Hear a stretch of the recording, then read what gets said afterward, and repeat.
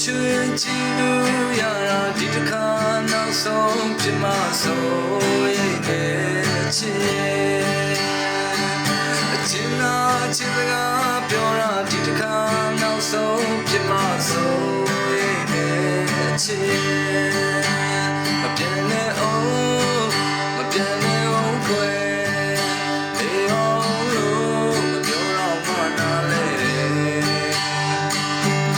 ကိုလည်းပဲခွဲရမှလေတွေ့မြချစ်စားချင်မှာပြန်လာ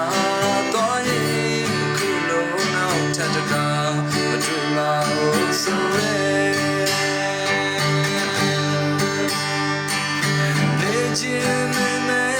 ကွယ်မနေနိုင်တော့ဘူးချစ်ရဲ့စားပြန်ရအောင်လေခေါ်ချင်နေလေကွယ်မခေါ်မခေါ်ဝင်ကွယ်စားပြန်ရအောင်လေမပြန်ချင်ဘူးမပြန်ချင်ဘူးကွယ်နေချင်နေရဲ့ချစ်သူရဲ့နာမကွယ်ရှင်နဲ့ခံစားရတာတွေ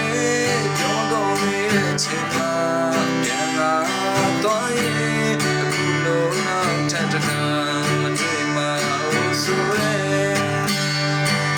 ပြန်လဲဆုံးပြီးဟိုရဲ့ရင်မမတင်မချနဲ့ပဲစားပြန်ရအောင်ပဲမကြရင်ပြန်တွေ့ကြတဲ့ယုံကြည်မျှော်လင့်နဲ့စားပြန်ရအောင်ပဲပျော်ရွှင်ကြည်နူးရတာဒီတစ်ခါနောက်ဆုံးဖြစ်မှဆိုရင်ချစ်အချင်းနာချစ်ကပြောတာဒီတစ်ခါနောက်ဆုံးဖြစ်မှဆိုရင်ချစ်ကိုယ်ကဝေးဘယ်လောက်ဝေးလဲဘယ်လောက်ဝေးလဲ